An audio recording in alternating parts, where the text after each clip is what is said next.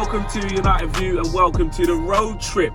We're on the road on the way up to Old Trafford as Manchester United are taking on Aston Villa for the third round of the Carabao Cup. A lot of people don't really care about this cup, innit? A lot of people say it's a hindrance, you know, and depending on what team you are and what other games you've got and what your calendar looks like, it can be that. But for me, with this first season under Eric Ten Hag, and I know we've got a lot of games and stuff, but I want to win this, man. I want to win. I don't want to just go out in the first round and be like, oh, well, you know, we got a load of games anyway. Like, it's all about the morale of the team. And like Eric Ten Hag says, he wants to win every single trophy available. He wants to win every single game available. And I know with the squad, the technicalities that come with that and the quality and all of that stuff, which I'll get to. But the basis of is I actually really want to win this game. And the Carabao Cup in general. You know, Arsenal have gone out, Chelsea have gone out, West Ham have gone out, Spurs have gone out, you know. So basically it's Man City's trophy, it means now. And obviously Liverpool through as well. But no, I want to win this, and I think even if it was a Carabao Cup that we won, which is obviously still difficult to do, it's just big for this squad. This squad needs to win something, and I don't think we're in a position after not winning anything for 5 years, not even a Carabao Cup, to turn our nose up at trophies and say, oh, we're better off just not being in it.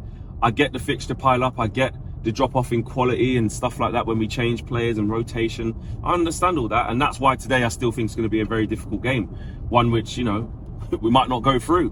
But that doesn't mean that I don't think we should absolutely go for it, and that doesn't change my stance towards this cup. Do you know what I mean? Especially with a new manager in his first season. We want to go deep into every single cup. I want to play every single game that's available to us, and I want us to win.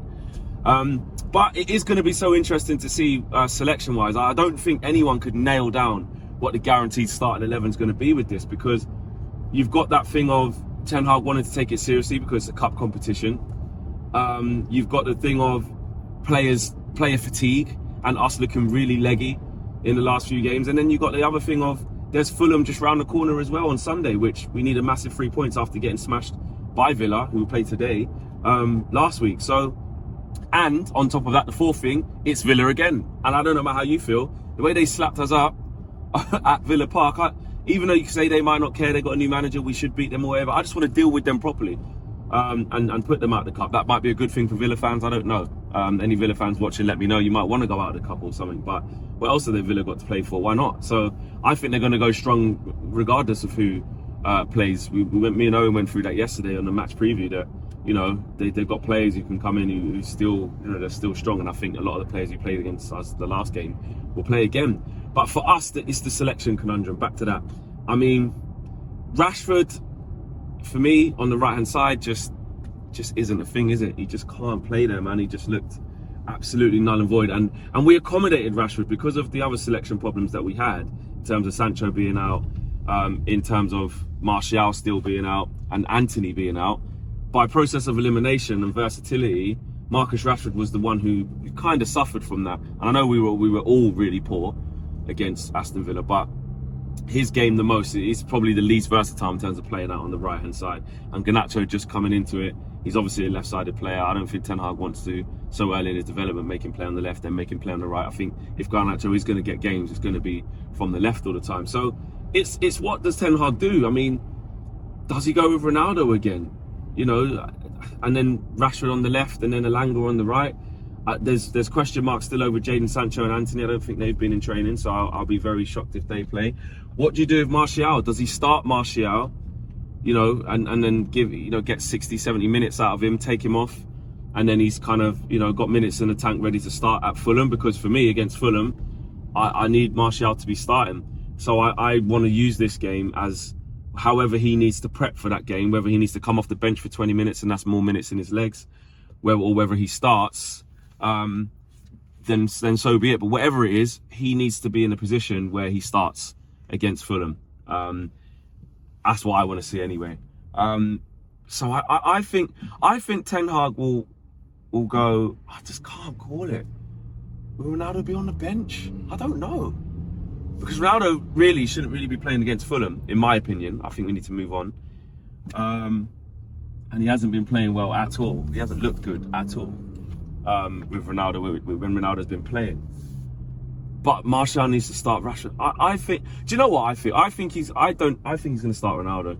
I think he's going to start Ronaldo, and I think he's going to go. No, I don't think he's going to. I don't know. I'm actually genuinely confused, and that's why this is so difficult. Is he going to? If Martial starts, he has to start up front. Could he play Martial on a 10? Here's what I think he might do. Oh no, but Bruno's back. What would you do, Fleck? I would go Garnacho again. No, I would go Rashford, Martial, and on the right, for balance. We ain't got a right winger. It's got to be Elanga, isn't it? It's got to be Elanga. Or Garnacho if you think he can do it. I wouldn't mind putting the kid there, but I just don't think Erik ten Hag would do that. I would play Bruno. I think after how bad we was on Sunday without Bruno and how infectious he is, everyone was talking about how important Bruno is to the team when he's not playing. So I would start Bruno to get him going again. He doesn't have to play the whole game. So I'll start him. And I do think midfield needs a bit of a freshen up, you know. I really do. I think Eriksen's looked leggy. He hasn't been good the last couple of games. Casemiro, he's done okay, but I think the team performance was so bad that he wasn't really going to be able to have an impact. So I potentially could give them to a rest, you know. And I would bring in at least one of Fred or McTominay. But I'm not opposed to Donny van de Beek starting again. I don't think he had a great game against Aston Villa. Again, didn't really take his opportunity, as did not a lot of players. But if he's going to play again in the 10, then so be it. That's fine. It's a home game. The back four is interesting. Dallow's suspended for the weekend, so you got to play him. I think it's default you got to play Maguire and Martinez. I think Lindelof's still carrying a little bit of a back injury. Probably going to rest him. And then I would start Malacia at left back as well. I'd give Luke Shaw a rest. So, and obviously David De Gea in goal. I just think the real conundrum is up front and in midfield. You know, does he just keep going with Casemiro, Eriksen, and then bring Bruno in because he's back? He wants to bounce back from a bad defeat as well and get a bit of momentum going into the Fulham game. Or does he mix it up a little bit? I think he's got to mix it up a little bit. I think it needs freshening up. We just look really leggy in midfield.